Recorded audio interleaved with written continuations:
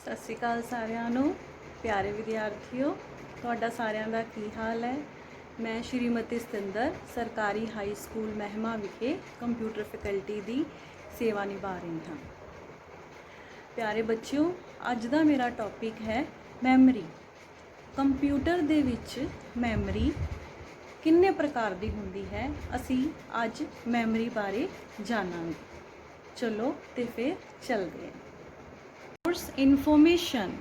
Human brain ਦੇ ਵਿੱਚ memory brain ਦੇ ਵਿੱਚ ਇਨਫੋਰਮੇਸ਼ਨ ਸਟੋਰ ਕਰਦੀ ਹੈ। ਕੰਪਿਊਟਰਸ ਦੇ ਵਿੱਚ ਮੈਮਰੀ ਵਿੱਚ ਡਾਟਾ ਐਂਡ ਇਨਫੋਰਮੇਸ਼ਨ ਹੁੰਦੀ ਹੈ। Types of memory, two types of memory, RAM and ROM. RAM random access memory and ROM read only memory. Difference between RAM and ROM. RAM random access memory, short term memory, छोटी यादाश्त वाली memory ਹੁੰਦੀ ਹੈ, ਛੋਟੀ ਦੇਰ ਤੱਕ save ਕੀਤਾ ਜਾ ਸਕਦਾ ਹੈ। ROM रीड only memory, ਇਹਦੇ ਵਿੱਚ ਲੰਬੀ ਦੇਰ ਤੱਕ ਸੇਵ ਕੀਤਾ ਜਾ ਸਕਦਾ ਹੈ, long term memory. Data can be read ਔਰ ਰਿਟਨ ਇਨ RAM। RAM ਦੇ ਵਿੱਚ ਅਸੀਂ ਡਾਟਾ ਲਿਖ ਵੀ ਸਕਦੇ ਹਾਂ ਤੇ ਪੜ੍ਹ ਵੀ ਸਕਦੇ ਹਾਂ। ROM ਦੇ ਵਿੱਚ data can only B read, data ਸਿਰਫ ਰੀਡ ਹੋ ਸਕਦਾ ਹੈ। RAM, it is volatile in nature, that is the data is stored temporarily. RAM ਦੇ ਵਿੱਚ ਜਿਹੜਾ RAM ਦੀ ਨੇਚਰ ਹੈ ਉਹ ਵੋਲੇਟਾਈਲ ਹੈ, ਮਤਲਬ ਇਹਦੇ ਵਿੱਚ ਟੈਂਪਰੇਰੀਲੀ ਹੀ ਡਾਟਾ ਸਟੋਰ ਕੀਤਾ ਜਾ ਸਕਦਾ ਹੈ। ਵਿਦਾਊਟ ਸੇਵਿੰਗ ਡਾਟਾ ਲੌਸ ਹੋ ਜਾਂਦਾ ਹੈ। ROM, it is non-volatile in nature, the data is stored permanently. ਇਹਦੀ ਨੇਚਰ ਨੋਨ ਵੋਲੇਟਾਈਲ ਹੈ, ਕਿਹਦੀ? ROM ਦੀ। ਇਹਦੇ ਵਿੱਚ ਡਾਟਾ ਪਰਮਾਨੈਂਟਲੀ ਸਟੋਰ ਕੀਤਾ ਜਾ ਸਕਦਾ ਹੈ। ਜਦੋਂ ਅਸੀਂ ਇੱਕ ਫਾਈਲ ਸੇਵ ਕਰ ਲੈਂਦੇ ਹਾਂ ਉਹ ਪਰਮਾਨੈਂਟਲੀ ਸਟੋਰ ਹੋ ਜਾਂਦੀ ਹੈ। It means it is saved in ROM.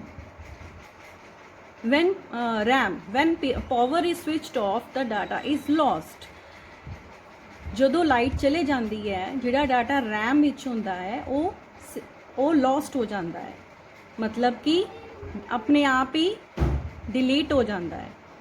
For example, ਅਸੀਂ ਇੱਕ ਫਾਈਲ ਬਣਾਉਂਦੇ ਹਾਂ, ਅਸੀਂ ਉਹਦੇ ਵਿੱਚ ਕੰਮ ਕਰੀ ਜਾ ਰਹੇ ਹਾਂ, ਵਰਡ ਦੇ ਵਿੱਚ ਡਾਕੂਮੈਂਟ ਬਣਾ ਰਹੇ ਹਾਂ, ਕੰਮ ਕਰੀ ਜਾ ਰਹੇ ਹਾਂ, ਅਸੀਂ ਉਹਨੂੰ ਸੇਵ ਨਹੀਂ ਕਰ ਰਹੇ।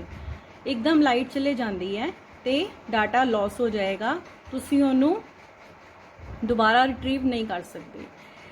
Whereas ਉੱਥੇ ਹੀ ROM, when power is switched off, the data is not lost. ROM ਦੇ ਵਿੱਚ ਜਦੋਂ ਪਾਵਰ ਚਲੇ ਜਾਏਗੀ ਤੇ ਡਾਟਾ ਲੋਸਟ ਨਹੀਂ ਹੋਏਗਾ। ਤੁਸੀਂ ਕੰਮ ਕਰ ਰਹੇ ਹੋ, ਡਾਕੂਮੈਂਟ ਬਣਾ ਰਹੇ ਹੋ, ਨਾਲ ਨਾਲ ਸੇਵ ਕਰੀ ਜਾ ਰਹੇ ਹੋ, ਅਗਰ ਲਾਈਟ ਚਲੇ ਜਾਂਦੀ ਹੈ ਤੇ ਡਾਟਾ ਲੋਸਟ ਨਹੀਂ ਹੋਏਗਾ। RAM, it holds the data and instructions required and used during processing. RAM ਦੇ ਵਿੱਚ ਉਹ ਡਾਟਾ ਤੇ ਇਨਸਟਰਕਸ਼ਨਸ ਰਹਿੰਦੀਆਂ ਨੇ ਜਿਹੜੀਆਂ ਕਿ ਡਿਊਰਿੰਗ ਪ੍ਰੋਸੈਸਿੰਗ ਹੀ ਚਾਹੀਦੀਆਂ ਹੁੰਦੀਆਂ ਨੇ। Whereas in ROM, it holds the system startup instructions, BIOS. Full form of BIOS is basic input output system, which is stored by the manufacturer. ROM ਦੇ ਵਿੱਚ BIOS basic input output system instructions ਹੁੰਦੀਆਂ ਨੇ ਜੋ ਕਿ input devices output devices ਨੂੰ instructions ਦਿੰਦੀਆਂ ਨੇ ਕੰਮ ਕਰਨ ਲਈ, ਔਰ ਇਹ ਮੈਨੂਫੈਕਚਰਰ ਦੁਆਰਾ ਸਟੋਰ ਕੀਤੀਆਂ ਜਾਂਦੀਆਂ ਨੇ। ਸੋ ਬੇਟਾ ਇਹ ਡਿਫਰੈਂਸ ਹੈਗਾ RAM ਐਂਡ ROM ਦੇ ਵਿੱਚ। RAM ਦੇ ਵਿੱਚ ਅਸੀਂ ਲਿਖ ਵੀ ਸਕਦੇ ਹਾਂ ਤੇ ਪੜ੍ਹ ਵੀ ਸਕਦੇ ਹਾਂ, but in ROM we can only read. ROM only reads, RAM reads and writes. Thanks.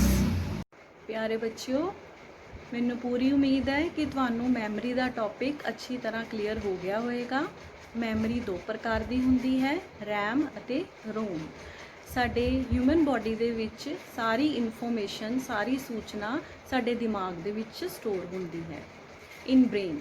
ਔਰ ਕੰਪਿਊਟਰ ਦੇ ਵਿੱਚ ਡਾਟਾ ਐਂਡ ਇਨਫੋਰਮੇਸ਼ਨ ਕਿੱਥੇ ਸਟੋਰ ਹੁੰਦਾ ਹੈ? ਮੈਮਰੀ ਦੇ ਵਿੱਚ। ਅਸੀਂ ਅੱਜ ਮੈਮਰੀ ਬਾਰੇ ਪੜ੍ਹਿਆ, ਮੈਮਰੀ ਦੇ ਪ੍ਰਕਾਰ ਪੜ੍ਹੇ, RAM ਅਤੇ ROM ਦੇ ਵਿੱਚ ਡਿਫਰੈਂਸ ਅਸੀਂ ਕਲੀਅਰ ਕੀਤਾ, ਔਰ ਮੈਨੂੰ ਪੂਰੀ ਆਸ ਹੈ ਕਿ ਤੁਹਾਨੂੰ ਇਹ ਕਨਸੈਪਟ ਕਲੀਅਰ ਹੋ ਗਿਆ ਹੋਵੇਗਾ। Thank you. God bless you all.